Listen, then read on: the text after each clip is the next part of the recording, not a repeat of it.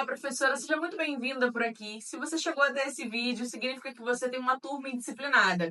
E eu, Natália Dantas, hoje vou te dar algumas estratégias para lidar com essa situação. Mas vamos lá, vamos pensar aqui comigo. Turma é muito genérico, né? Na verdade, a gente tem 2 ou 3 alunos que são muito difíceis e esses alunos acabam contaminando a turma inteira, não é assim? Preste atenção aqui que a dinâmica vai ser o seguinte: eu vou passar a situação e vou dar as estratégias logo em seguida. Então vamos lá. Ô, professora, eu não vou fazer o dever, porque minha mãe falou que eu não sou obrigada. Ela falou pra senhora falar com ela quando eu não fizer o dever, porque ela sabe que eu tenho dificuldade, a senhora não pode me obrigar a fazer isso.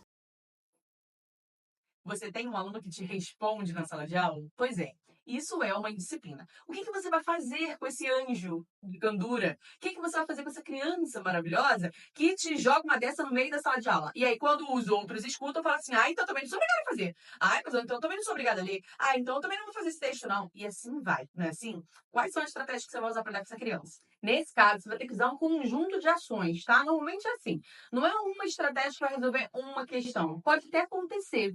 Já aconteceu comigo algumas vezes. Mas normalmente é um conjunto de ações que vão fazer a diferença na sua sala de aula. Então, para esse caso em especial, você vai fazer o seguinte: você vai primeiro fazer uma conversa aberta, tá? Sem falar o nome da criança, sem ser aquele momento que ele te respondeu isso, tá? Ele te respondeu e fala assim: depois eu falo com você, fulano, vamos continuar a aula, galera? E aí traz de volta a aula para você. E aí, passa ali umas meia hora, uns 40 minutos, você vai virar para a turma e falar assim: pessoal, vamos parar um pouquinho? Segura o lápis aí e vamos conversar. Eu andei percebendo que alguns alunos estão se colocando numa posição muito difícil, tá? E me colocando também. O que é isso? Vocês estão achando que vocês vêm para a sala de aula para brincar somente, para conversar, para interagir. E não é bem assim. A sala de aula a gente vem para quê? Podem responder. Para que a gente vem? Pois é, para estudar, para aprender. Independente se você sabe ou não sabe, você está aqui na escola para uma única função: aprender. Então, não tem porquê os alunos aqui estarem se recusando a fazer alguma coisa, porque senão a gente não aprende. Ninguém aprende alguma coisa se não tentar fazer. Ninguém aprende. Primeiro a gente tenta, a gente erra, a gente acerta, a gente conserta, mas a gente tenta. Então, eu gostaria que todos aqui firmassem um compromisso comigo de tentar. Se não conseguir, não tem problema. Eu tô aqui para ajudar, essa é a minha função. Mas eu preciso que vocês tentem, ok?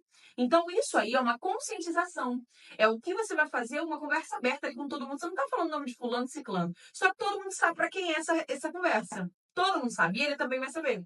Então, ele pode resolver isso no primeiro momento, ou você pode precisar de outras demandas. Por exemplo, chegar para ele no individual. Meu amor, vem cá. Vem aqui na mesa da tia. Eu quero conversar com você. E isso sem a turma ouvir, tá? Olha só. Eu tô entendendo que você tem bastante dificuldade. Eu sei que para você deve ser muito pesado você pegar essa atividade aqui e fazer sozinho, não é assim? Pois é. Só que eu quero te ajudar. Eu quero estar junto com você nessa jornada. Eu quero poder fazer junto contigo. Eu quero te aconselhar, eu quero te orientar, eu quero que você cresça, amadureça, que você vença na vida. Você também quer isso? Aí eles abaixam a cabeça e ficam assim balançando. Normalmente é assim. Pois é, mas para fazer tudo isso por você, eu preciso que você queira, meu amor. Sabe por quê? Ninguém obriga ninguém a nada. E eu não vou te obrigar a fazer nada. Mas, se você não quiser, aí a gente vai ter que abrir espaço para outra criança que queira. Porque não faz sentido nenhum você estar aqui na sala e se recusar a tentar aprender. Eu não estou dizendo que você tem que fazer tudo que eu peço, do jeito que eu peço, e tirar 10. Não é isso. Mas você precisa fazer, precisa tentar. Para a gente poder corrigir e aí você se recuperar, tá? Você vai fazer comigo agora? A gente pode fazer junto nesse primeiro momento? E aí, nesse início, você vai trazer ele para você na mesa e vai começar a dar as orientações em cada questão que ele vai fazendo. Daqui a pouco, daqui a 2, 3 aulas, ele já vai se sentir seguro e vai falar assim: não, tio, eu já entendi. E aí ele vai para a mesa dele fazer sozinho, tá? Não precisa você falar assim: ah, chega, agora já deu. Você já fez aqui, agora vai fazer na sala. Não precisa. Basta você estar ali ajudando ele, que ele mesmo vai pensar: pô, já peguei, não preciso mais. Agora eu já consigo sozinho. E a terceira ação dessa situação, tá? é justamente ajustar o comportamento. Como é que você vai fazer isso? Você tem que mostrar que a sua comunicação é muito clara. O teu posicionamento ele é muito estipulado já. Você já sabe o que você quer. Você já sabe o que você faz. E aí você chega para essa criança e ajusta o comportamento dela. Normalmente, essa criança que dá essas respostas é justamente porque ele tem muita dificuldade de aprender e por isso ele se comporta mal. Esse caso é o mais fácil, tá? Porque conforme ele vai aprendendo, mais comportamento ele também vai tendo. Então, com as duas primeiras ações, você já conquista o aluno no sentido de estar aprendendo mais ali junto com você. E depois você vai só ajustando, ó, esse aqui não dá, isso aqui que você fez, eu não permito, isso aqui tá bacana, continua assim. Olha, eu gostei muito quando você fez isso e isso. Porque ajustar o comportamento não é só dizer que tá ruim, mas também dizer o que é bom, para que ele saiba exatamente qual comportamento que ele precisa ter, tá? Segunda situação. Ai, professora, pelo amor de Deus, tem que saber o que eu fiz no final de semana, porque no final de semana minha mãe falou isso, meu pai falou aquilo, meu irmão fez isso, fez aquilo, parará, parará, parará, parará, parará. Você fica louca com um aluno que não para de falar um minuto, não deixa você explicar uma matéria. Não é assim? Pois é. Esse tipo de criança também é uma criança indisciplinada. E, infelizmente, se a gente não ajustar, a gente perde o fio da meada na sala de aula. E perde também o controle da situação. Então, vamos lá. O que você vai fazer com essa criança que fala muito? Porque, às vezes, essa criança que fala muito, ela nem é agressiva, ela nem é respondona, ela só atrapalha, né? Mas o atrapalhar é uma indisciplina, é uma forma de indisciplina. Então, a gente vai precisar ajustar sem fazer que essa criança sofra também, porque ela tem uma necessidade grande de falar.